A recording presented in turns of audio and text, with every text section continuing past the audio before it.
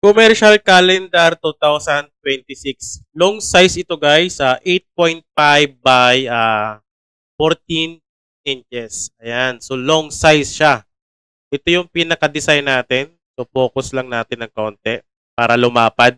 Long size so guys, long size. Ayan, 8.5 by 14 inches. So meron tayo ditong 12 pages. Ito yung pinaka-design niya.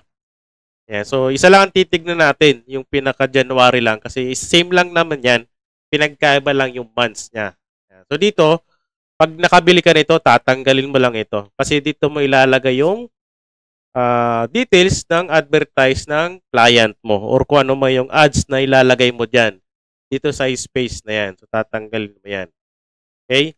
Ito yung pinaka-details niyan. So dito guys, i-double check nyo na lang yung mga numbering niya, yung month, para na-double check nyo din, di ba? Yan. So, minsan kasi di maiwasan talaga magkamali yan. Yung 1 to 3 hanggang 31. So, titignan nyo na lang din para sigurado. Okay? Para accurate talaga yung information niya. So, Canva template yan, na-edit naman yan sa Canva. Yan. So, yung pinaka-size niya. So, pwede mo palitan ng kulay kung gusto mo. Depende dun sa design na gagawin mo. Saan nga ba mabibili yung template natin na calendar? Siyempre, dito lang yan sa website natin. I-click mo na lang yung link dyan or yung sa comment section.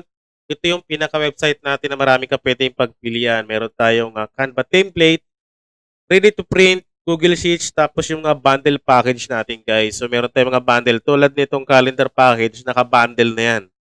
At ito naman yung best-selling products natin, yung mga calendar na ibang design, naka-landscape.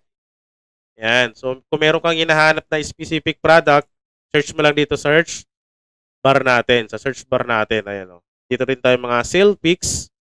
Ito yung mga 56 pesos, 99 pesos. Ito yung mga bundle yan. Tignan nyo na lang guys dito sa website natin.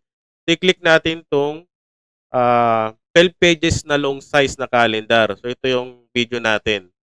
Ayan o. Dito sa website natin, marami kang payment method na pwede pagpilian. Meron tayong GCash, Maya, PayPal, at yung mga bank natin. Ayan o. Napakadali lang dito guys bumili. Ang gagawin mo lang, add to cart mo lang to, view cart, proceed to checkout. Ayan. So dito guys, napaka-importante na dapat nating gawin ay pilapan lang natin to. Yung billing details kasi dito sa website natin, pwede ka mag-login para ma-download mo ulit yung pinorchase mo. So, kailangan mo mag-create ng account. So, first name, last name, street address, town, county or state, postcode, phone number, higit sa lahat guys, kailangan tama yung email mo kasi dyan isi-send yung instruction para makagawa ka ng password dito sa website. Para every time na magla-login ka or bibili, meron ka ng account dito sa website. So, click mo lang yung create account. So, napaka-importante yan. Sa website natin, marami kang pwedeng pagpilian na payment method. So, tulad ng sinabi ko kanina, meron tayong debit credit, PayPal. So, dito guys, sa debit credit, sa PayPal, sa kayong sa GCash Maya, pag yun ang ginamit mo ay automatic yan. Yung template or yung pinorchase mo ay mapupunta kagad yan dito sa download. Okay? Yung calendar natin. So, debit credit, PayPal, direct bank transfer, at yung GCash natin. GCash, Maya, Bill.is, yan yung installment, pwede yan. WeChat Pay, QR Page, so universal yan guys ha. Basta mayroon pang scan yung gamit mong app na e-wallet, pwede yan sa QR Page natin.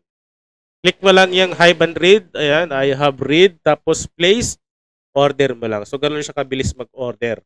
Pag na-process ka agad at nag-successful yung payment mo, mapupunta ka agad yan dito sa download section. At meron kang email na matatanggap. Okay?